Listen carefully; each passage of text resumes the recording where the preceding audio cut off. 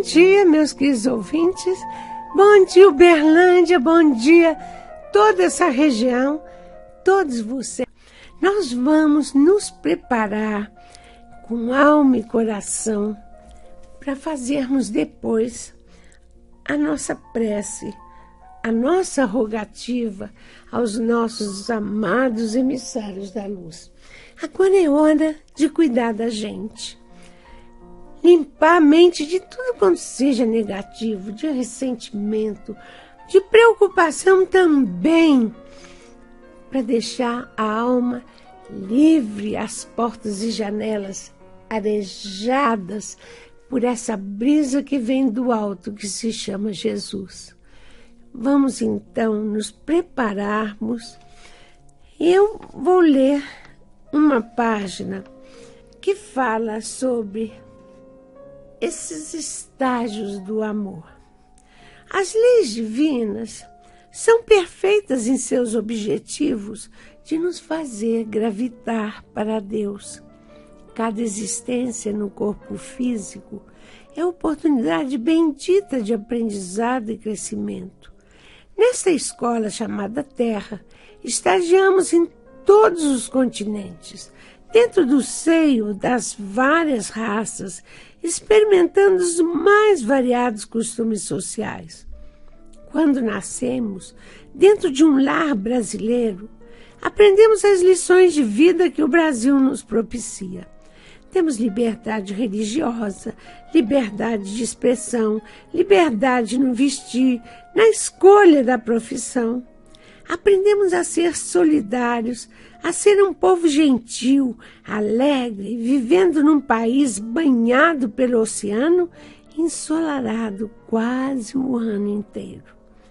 Numa outra reencarnação, as leis divinas nos conduzem a outro país para que aprendamos novas lições. E aí nascemos em algum país da Europa, onde o sol se esconde boa parte do ano. Teremos que conviver com um frio intenso e com os dias cinzentos por vários meses. Aprenderemos a cultivar outros valores, outras maneiras de viver, outro jeito de ser. E as leis nos direcionam a um país árabe. Aprenderemos a conviver com uma cultura bem diferente, com a pouca liberdade da mulher, com a rigidez na educação dos filhos, com as várias restrições e costumes característicos. Depois, iremos estagiar no Japão, na Índia, na África e aprenderemos a amar outras tantas pátrias, outras tantas raças, outros tantos irmãos em humanidade. Desenvolveremos nossa capacidade de amar num lar norte-americano, num lar soviético, numa família iraquiana, num lar australiano. Passaremos por momentos de dor e alegria e abriremos em nossos corações um espaço para o amor que abrange todos os povos. É por essa razão que muitos alemães sentem grande afeto pelo Brasil, pelo povo brasileiro. É por essa razão que muitos árabes e japoneses nutrem por nossa pátria afeição. Não é por outro motivo que muitos brasileiros guardam especial carinho pelo povo africano, alemão, soviético, chinês e por outros tantos povos. E é assim que vamos estendendo nossos laços de afeto pela humanidade inteira.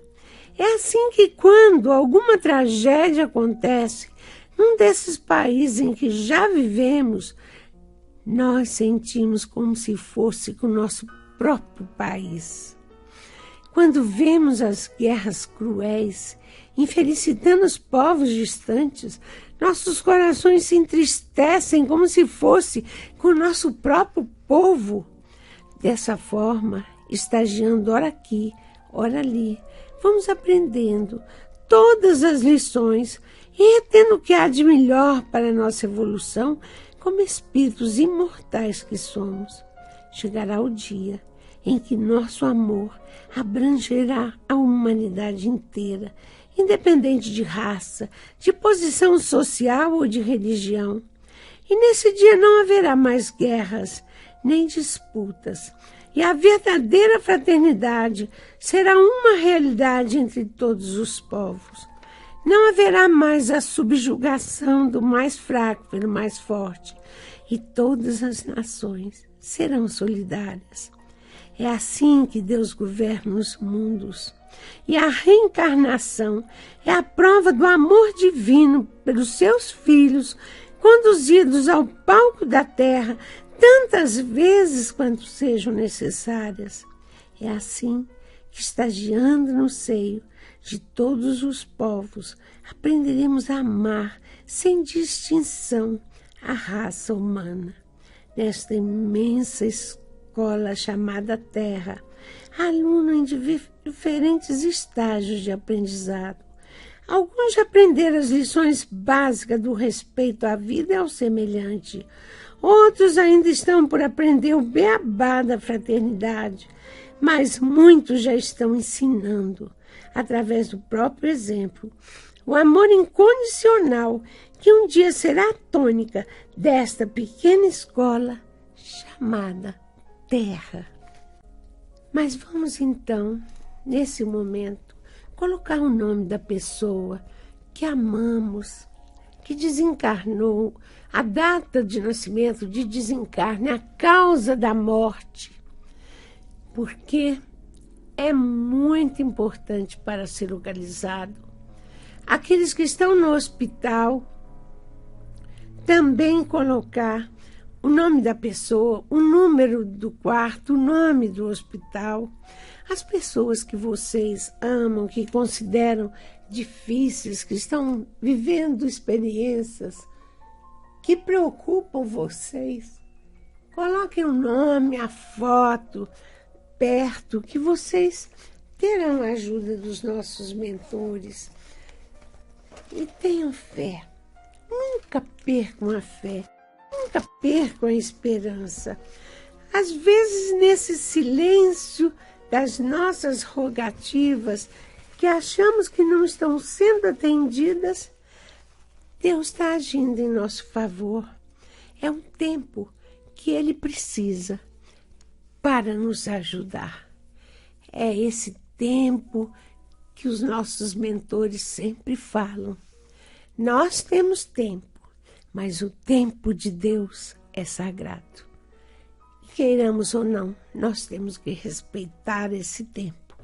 Então vamos agora unir nossos corações numa prece sincera, acreditando que realmente tudo será frutificado, bolo, pudim, pão, biscoito, mamadeira do neném, as frutas lavadinhas, tudo que vai ser ingerido cru dentro de um saquinho, dura o fluido uma semana, se não abrir, se for para ingerir cru. Então, não tem problema. Agora, vamos fazer nossa prece, porque nossos amados mentores aqui já se encontram para irradiar luz, buscar todos vocês na força da prece. Louvado seja, Senhor, na glória do lar celeste, pelo bem que nos trouxestes do Evangelho Redentor, na tarefa renovada que teu olhar nos consente, de espíritos reverentes, clamamos por teu amor. Pobres cegos que fugimos da estrada que nos eleva, nossa oração rompe as trevas, escuta-nos, Mestre, vem, edifica-nos os passos na estrada percorrida, sustentando-nos a vida na força do eterno bem. Mestre Celso de bondade, hoje, sempre, em toda parte, ensina-nos a guardar-te no templo do coração. Que assim seja.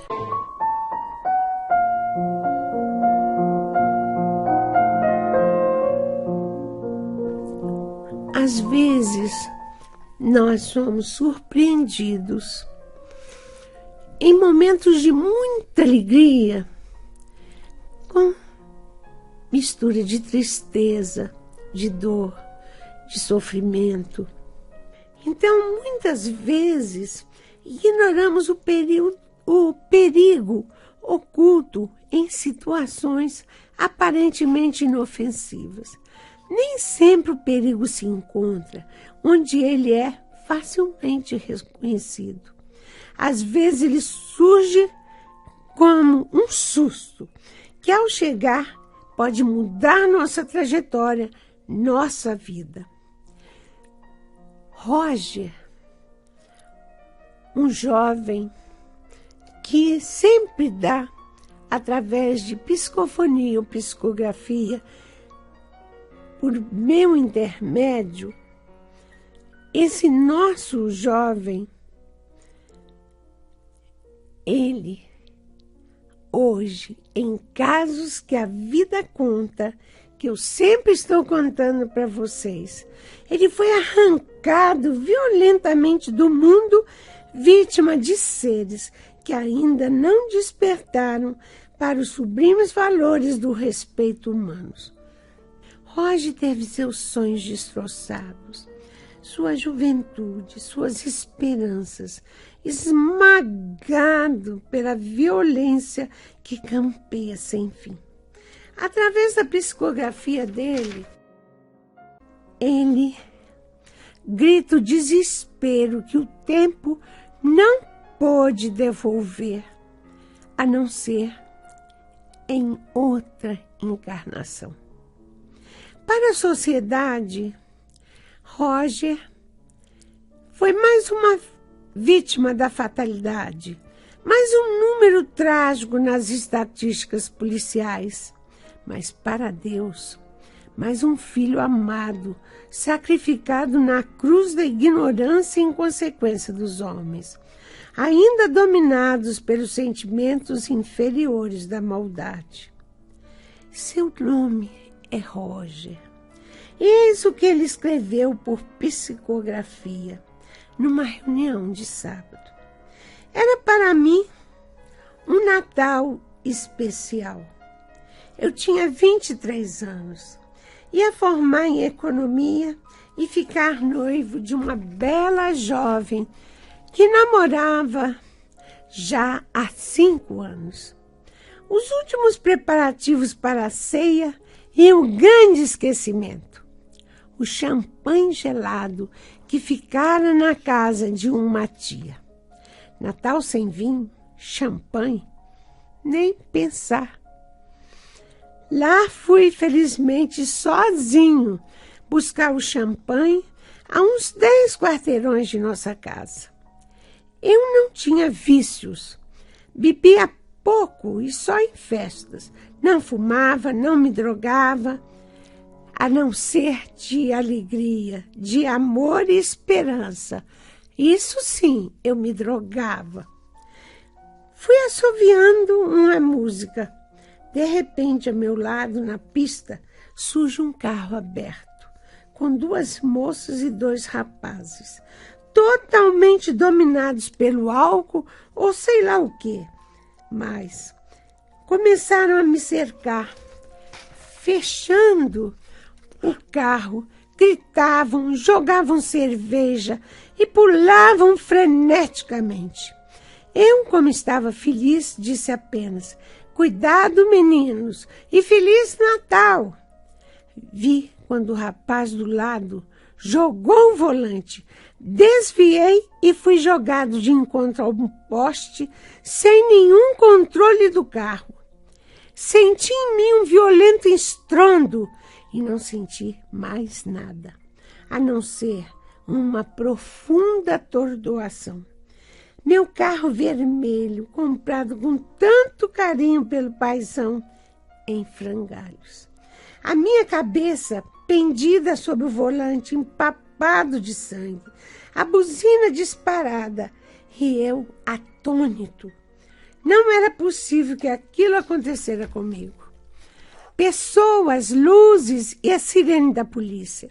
Eu observava tudo, lúcido, de forma patética.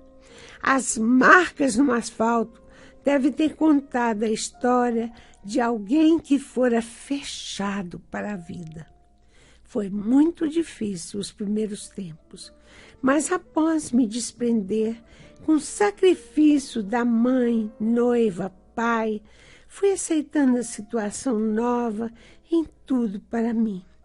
Eu estava morto e me sentia vivo.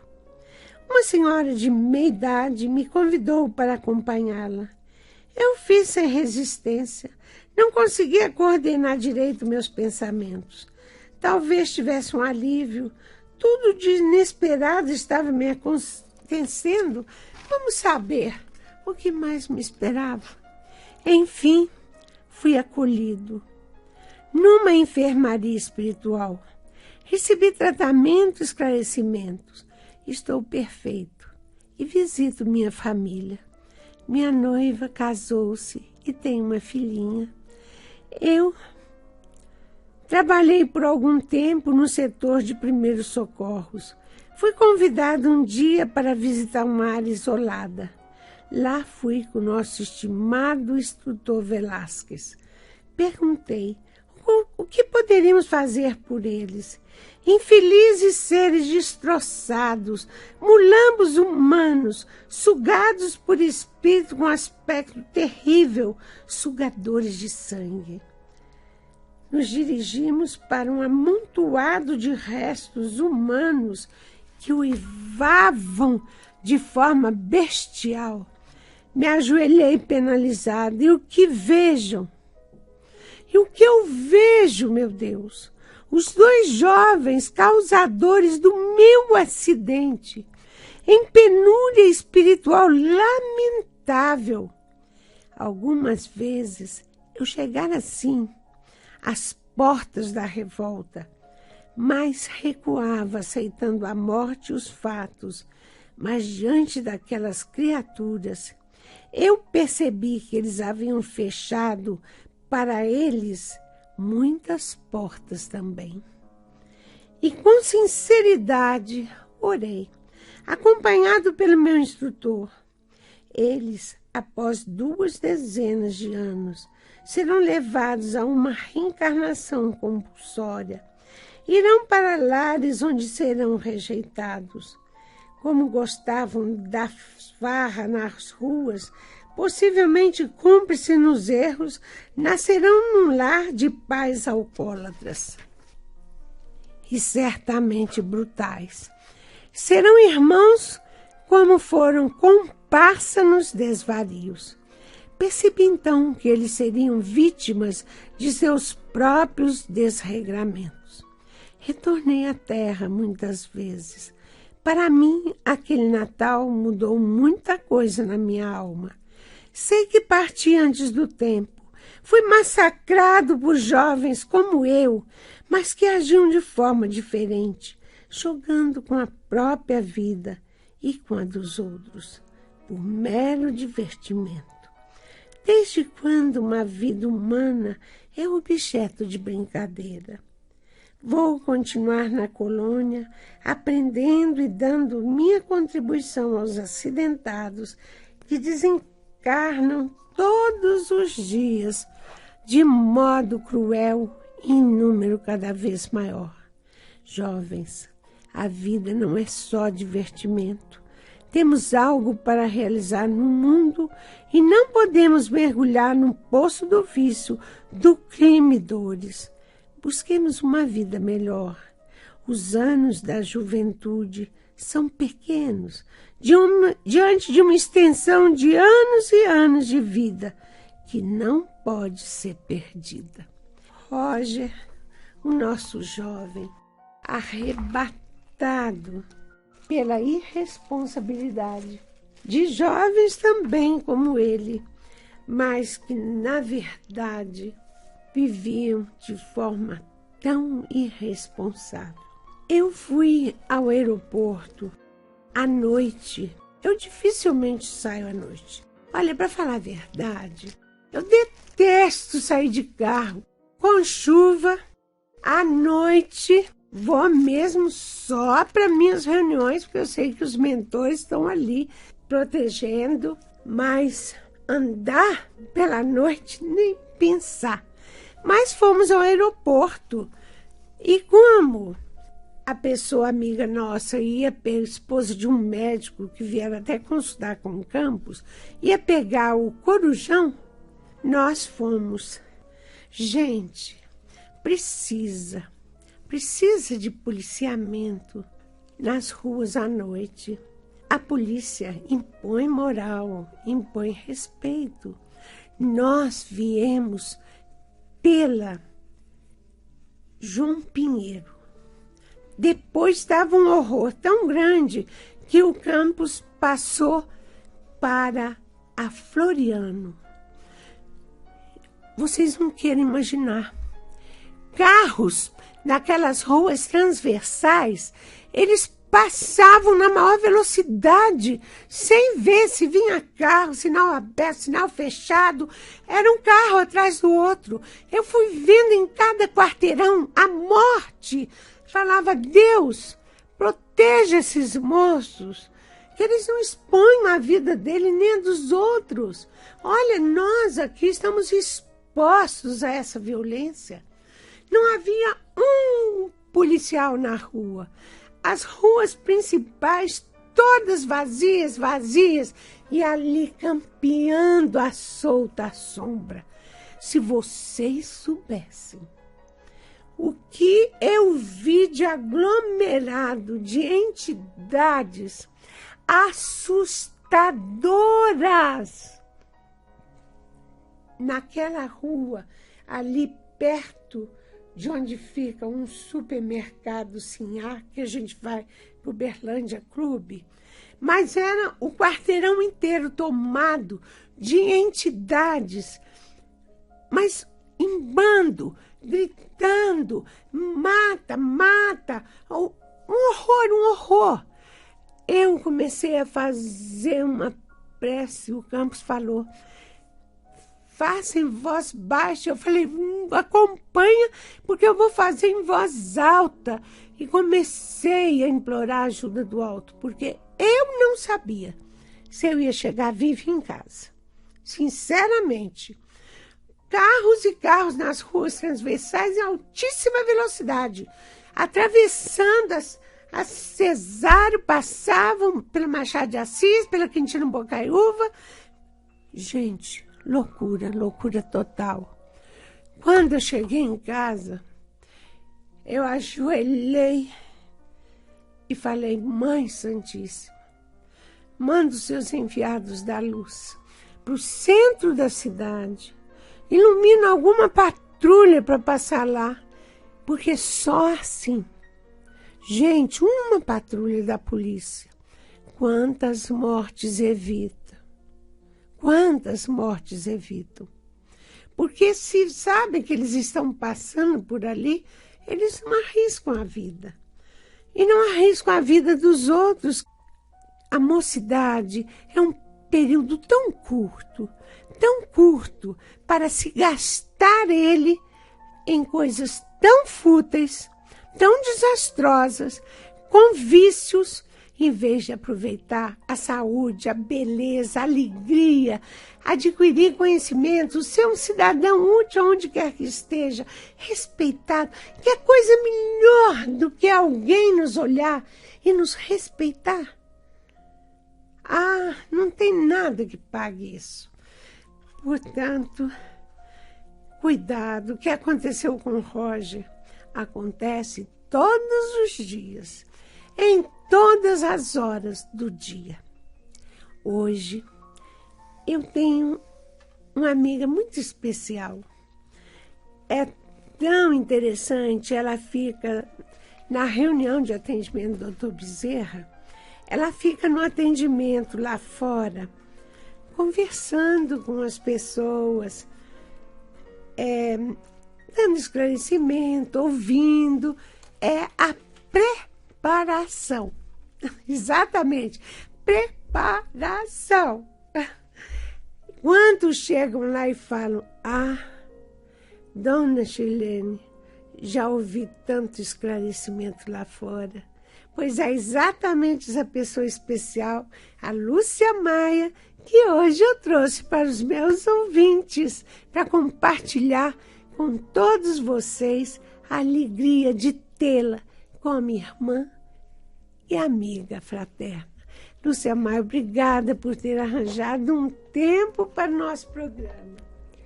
Bom dia a todos, eu quem agradeço a dona Shirlene essa oportunidade e ouvindo essa passagem que ela nos contou do nosso irmão Roger, eu também trouxe para a nossa reflexão duas situações muito importantes, muito interessantes, que são tão opostas, mas que são tão frequentes no mundo que a gente vive.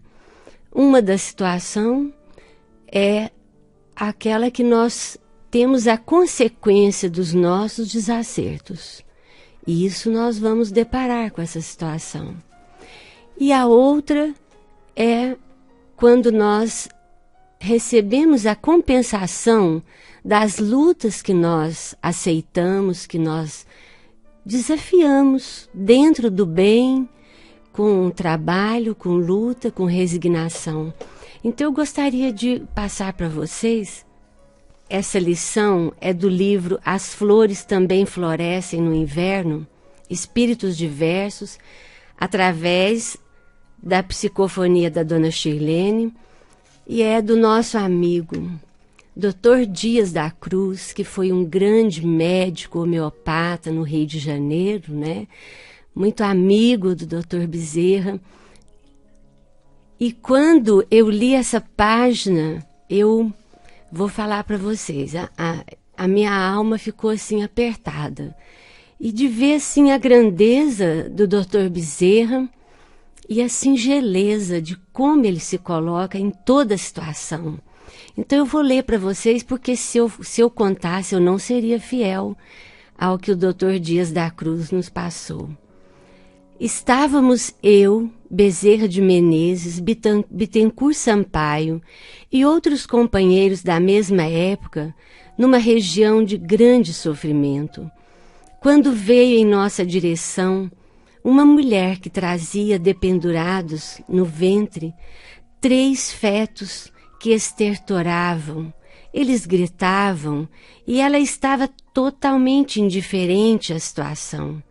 Alienada, vampirizada por entidades terríveis, arrastava no seu ventre um crime hediondo de 3 abortos.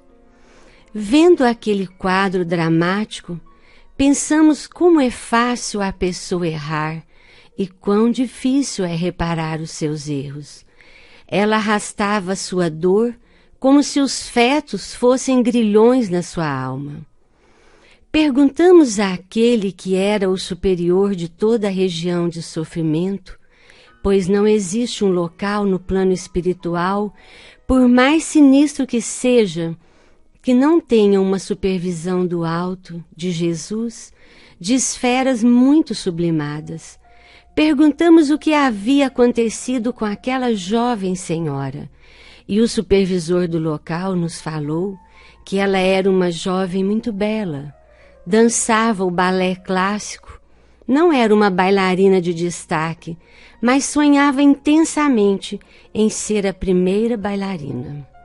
No Teatro Municipal, ela era uma das tantas participantes que sonhavam, e a sua vida permanecia apenas em sonho.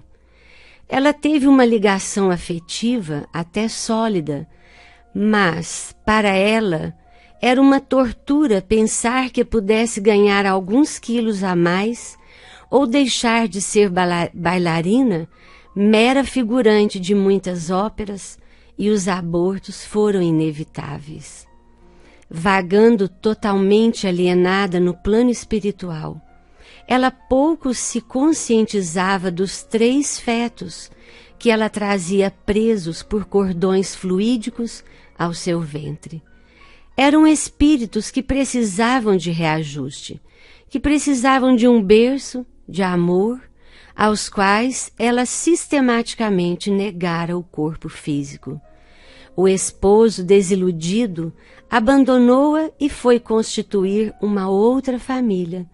Restaram a ela os seus crimes e a dispensa do quadro de figurantes do balé no Teatro Municipal. Ela desencarnou tuberculosa, tão pouco se alimentava e tanto se exercitava que a sua saúde debilitada levou-a ao túmulo como suicida inconsciente com agravantes. Ao vê-la tão disforme, sem nenhum resquício de beleza, num corpo monstruoso, deformado, perguntei a Bezerra: "O que podemos fazer?" Ele disse: "Nós nada. Mas Maria de Nazaré poderá fazer muito por essa infeliz filha, que se arremessou nos báratros da ilusão e fez de seu corpo um santuário de crimes, endeusou-se e olha o que resta dela." A mulher se acomodou no chão, indiferente à nossa presença, nem sequer nos via, e Bezerra de Menezes começou um processo de emergência que é uma cirurgia, fato dificílimo de ocorrer em regiões umbralinas. Ele fez uma prece a Maria e naquele instante todo o local que era sombra, gemido e dor se iluminou pela força do amor dessa mulher sublime que nunca recusa, na humildade que caracteriza sua alma, servir àqueles que a ela recorrem, e servidores tão humildes quanto ela a servem incessantemente nos planos espirituais. Ele se ajoelhou orando e com as suas mãos, como se fossem instrumentos cirúrgicos, mas instrumentos sublimes de amor, foi desligando aos poucos os fetos daquele ventre e os entregando em nossas mãos. Eles estertoravam pela ruptura que havia ocorrido, ressentindo-se da vampirização de muitos anos nas regiões dos sofrimentos, pelas ligações de ódio e revolta. E nós, cada um por sua vez, acolhemos em nossos braços, como enfermeiros de Maria, aqueles fetos. Novamente Bezerra de Menezes orou, e um processo de recuperação foi se fazendo naquele ventre dolorido e enfermo, e a mulher, cujo nome é Marilene, adormeceu profundamente. Foram acionados os enfermeiros socorristas e, em prece de louvor, nos direcionamos para o nosso lar. Ao chegarem à colônia, cada um recebeu o tratamento de que necessitava. Os fetos foram encaminhados aos departamentos especializados e ela para a enfermaria. Apesar dos permanentes cuidados, custou muito a recuperar a lucidez. Hoje ela faz trabalhos braçais com muita dedicação, mas não quer de forma nenhuma ter contato com as enfermarias de crianças. Certamente, quando voltar a renascer, lutará para ter filhos nos braços e não lhe serão dados. Viverá frustrada e infeliz, ansiando pelo acalanto do choro de um bebê. Foi um dos mais comoventes trabalhos que eu assisti como companheiro e amigo pessoal de Bezerra de Menezes. Graças damos por existirem espíritos como Bezerra de Menezes.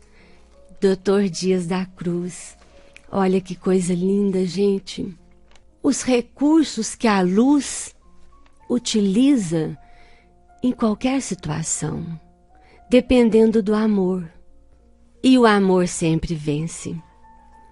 E Jesus tem uma passagem no Evangelho de João que Jesus nos fala: se me amais, guardareis os meus mandamentos, e eu rogarei ao Pai, e ele vos enviará o Consolador, para que fique eternamente convosco. Não vos deixareis órfãos, voltarei a vós. Quando eu li essa mensagem, fiquei pensando na grandeza desse espírito, Dr. Bezerra de Menezes. E eu tive o privilégio de poder vir hoje, que é o mês que o Dr. Bezerra nasceu na Terra, no Ceará, no estado do Ceará, numa cidade, num lugarejo chamado Riacho do Sangue. Mas antes de falar do Dr. Bezerra, é muito importante nós nos situarmos como que é feito essa programação de reencarnação. Porque quando nós queremos decidir sobre o nosso corpo, nós ignoramos todas as leis de Deus. E a gente está acompanhando aí pela televisão as propostas de mudança do Código Penal, onde querem incluir, estender o direito de aborto. Quando eu ouvi aquilo na televisão, eu pensei, meu Deus, estender o direito de aborto. Como que nós podemos querer e insistir para que isso passe no Código Penal quando nós precisamos simplesmente cumprir leis e não acrescentar? Eu não entendo muito de leis, mas qualquer pessoa que alimenta no seu espírito uma fé, que crê realmente que só Deus cria, só Deus tem o direito de levar a nossa vida para o plano espiritual, nós não podemos estender direitos de aborto. Então, falando sobre isso, eu falei, o que eu posso levar para os ouvintes? E fui buscar um pouco sobre o nosso querido Dr. Bezerra, que essa passagem de hoje, Dr. Dias da Cruz situou bem como seu grande amigo, que foi a passagem mais linda que ele presenciou numa região de grande sofrimento e perturbação, que são as regiões umbralinas. Mas buscando aqui no livro Brasil, Coração do Mundo, Pátria do Evangelho, quem ainda não leu está perdendo tempo, porque esse livro é maravilhoso. Ele foi ditado pelo espírito de Humberto de Campos, através do Chico Xavier. E aqui fala, vocês vão prestar atenção nessa passagem, eu vou ler só um pedacinho, porque ela é extensa, mas só para a gente situar como que foi programado a vinda do Dr. Bezerra de Menezes a esse planeta de tantas provas, né? De tanta dor. Então aqui um trecho desse livro que fala: todos os espíritos edificados nas lições sublimes do Senhor se reuniram, logo após o descobrimento da nova terra, celebrando o acontecimento nos espaços do infinito. A gente percebe aqui que é uma assembleia, né, em volta da terra, quando foi descoberto o nosso país, que nós já conhecemos pela história. Uma alegria paradisíaca reinava em todas as almas que comemoravam o advento da pátria do Evangelho, quando se fez presente na Assembleia Augusta a figura misericordiosa do Cordeiro. Gente, vamos imaginar essa situação. Nesta Assembleia, quem se faz presente? Jesus. Complacente sorriso lhe bailava nos lábios angélicos e suas mãos liriais empunhavam largo estandarte branco, como se um fragmento de sua alma radiosa estivesse ali dentro, transubstanciado naquela bandeira de luz que era o mais encantador dos símbolos de perdão e de concórdia. Dirigindo-se a um dos seus elevados mensageiros, na face do orbe terrestre, em meio do divino silêncio da multidão espiritual, sua voz ressoou com doçura. Ismael, manda o meu coração que doravante sejas o zelador dos patrimônios imortais que constituem a terra do cruzeiro. recebe-a nos teus braços de trabalhador devotado da minha seara, como a recebi no coração, obedecendo às sagradas inspirações do nosso Pai. Reúne as incansáveis falanges do infinito que cooperam nos ideais sacrossantos de minha doutrina e inicia desde já a construção da pátria do meu ensinamento. Olha que coisa linda. E ele continua mais para frente e ele fala: Ismael recebe o lábaro bendito das mãos compassivas de Jesus, banhado em lágrimas de reconhecimento, e como se entrar em ação o impulso secreto da sua vontade, eis que a nívea bandeira tem agora uma insígnia. Na sua branca substância, uma tinta celeste escrevera o lema imortal: Deus, Cristo e caridade. E mais adiante, então nós estamos vendo que Jesus entregou a Ismael um espírito dileto, como sendo o zelador do patrimônio, o Brasil. Como a dona Chilene falou aqui, o nosso grande Brasil, que às vezes é tão massacrado, tão criticado. Países lá fora que acham que no Brasil só tem índio, como se índio fosse a pior espécie possível. Nós dizemos que somos civilizados e os índios incivilizados, mas eles têm atitudes tão mais nobres do que os civilizados, que às vezes a gente se pega perguntando: será que somos civilizados mesmo? Não sei. E mais na frente, agora nós vamos caminhar um pouco nesse livro e vamos ver Ismael preparando a vinda do Dr. Bezerra. Ismael reúne no espaço os seus dedicados companheiros de luta e, organizada a venerável assembleia, o grande mensageiro do Senhor esclarece a todos sobre os seus elevados objetivos. Irmãos, expôs ele, o século atual, como sabeis, vai ser assinalado pelo advento do Consolador à face da terra.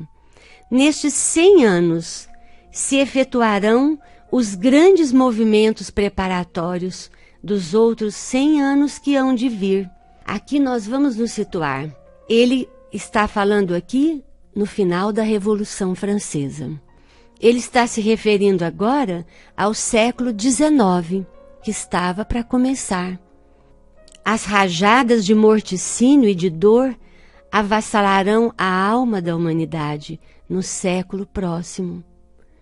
Não é, gente? E nós vamos ter aí, nesse século que foi 1800, começando em 1800, não, aqui Ismael fala no final desse século. E vamos começar o século XIX, não é, Gilene? É século XVIII e século XIX. Século XIX. E ele se refere... Século XX. Século XX, início do século XX. E aqui ele fala, já prevendo as duas grandes guerras. Mas, vamos ver aqui na frente. Houve na locução de Ismael uma breve pausa. Depois, encaminhando-se para um dos dedicados e fiéis discípulos, falou-lhe assim: descerás às lutas terrestres com o objetivo de concentrar as nossas energias no país do Cruzeiro, dirigindo-as para o alvo sagrado dos nossos esforços. Arregimentarás todos os elementos dispersos com as dedicações do teu espírito, a fim de que possamos criar o nosso núcleo de atividades espirituais dentro dos elevados propósitos de reforma e regeneração. Não precisamos encarecer aos teus olhos a delicadeza dessa missão, mas com a plena observância do Código de Jesus e com a nossa assistência espiritual, pulverizarás todos os obstáculos à força de perseverança e de humildade, consolidando os primórdios de nossa obra. Se a luta vai ser grande, considera que não será menor a compensação do Senhor, que é o caminho, a verdade e a vida. Havia em toda a Assembleia Espiritual um divino silêncio. O discípulo escolhido nada pudera responder. Com o coração palpitante de doces e esperançosas emoções, mas as lágrimas de reconhecimento lhe caíram copiosamente dos olhos. Glória a Deus nas alturas e paz na terra aos trabalhadores de boa vontade. Relâmpagos de luminosidade estranha e misericordiosa clareavam o pensamento de quantos assistiam ao maravilhoso espetáculo, enquanto uma chuva de aromas inundava a atmosfera de perfumes balsâmicos e suavíssimos. Sob aquela bênção maravilhosa, a grande Assembleia dos Operários do Bem se dissolveu, e daí a algum tempo, no dia 29 de agosto de 1831, em Riacho do Sangue, no estado do Ceará, nascia Adolfo Bezerra de Menezes, o grande discípulo de Ismael, que vinha cumprir no Brasil uma elevada missão. Olha, gente, por isso que eu quis ler para vocês, porque se eu contasse, eu estaria deixando de colocar muitas coisas importantes dessa assembleia onde foi preparado a vinda do Dr. Bezerra, que é o evangelizador do nosso Brasil, que teve um trabalho árduo, um espírito de escola, como ele é, como ele foi, como é e será. Quantas vezes recebeu críticas, perseguições no seu trabalho, atuou em vários campos da terra, dando seu testemunho sempre de servo dedicado, fiel aos princípios que ele abraçou, e hoje, graças a ele, nós temos o caminho que nós também escolhemos seguir, que é o caminho de Jesus, né? E então vocês prestaram atenção nessas duas situações. Essa pobre mãe que não soube usar, valorizar a bênção da maternidade e plantou todo esse sofrimento na sua vida e foi colher tudo isso no plano espiritual e em vidas futuras, onde ela vai reencarnar para poder consertar tudo aquilo que errou, e é o que acontece com todos nós.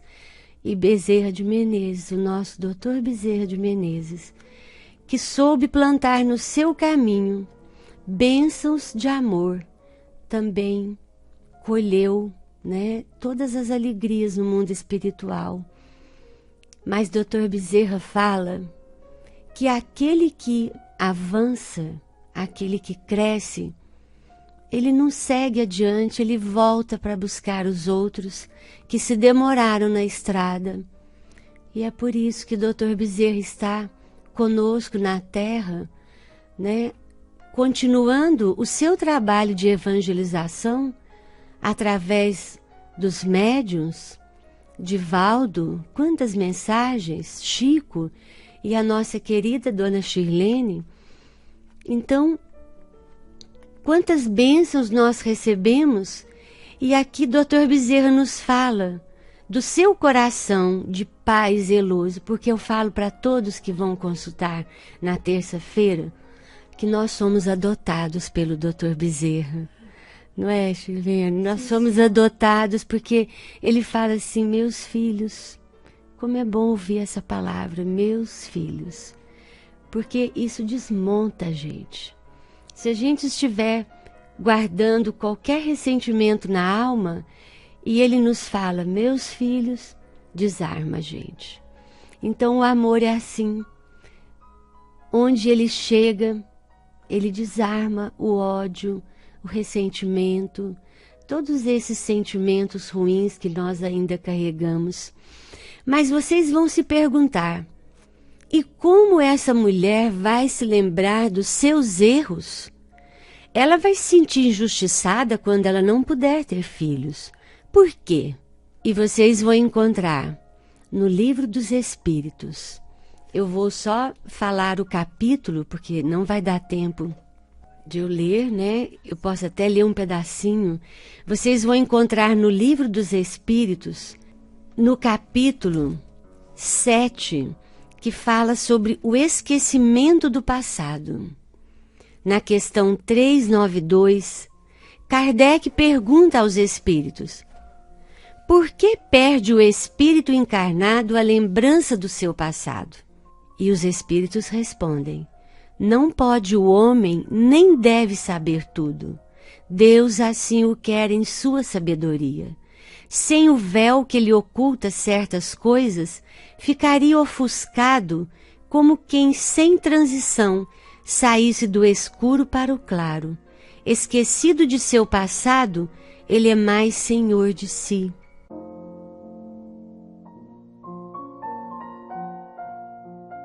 Um grande abraço para todos vocês. Amo vocês. Fiquem com Deus. Sempre, sempre, sempre.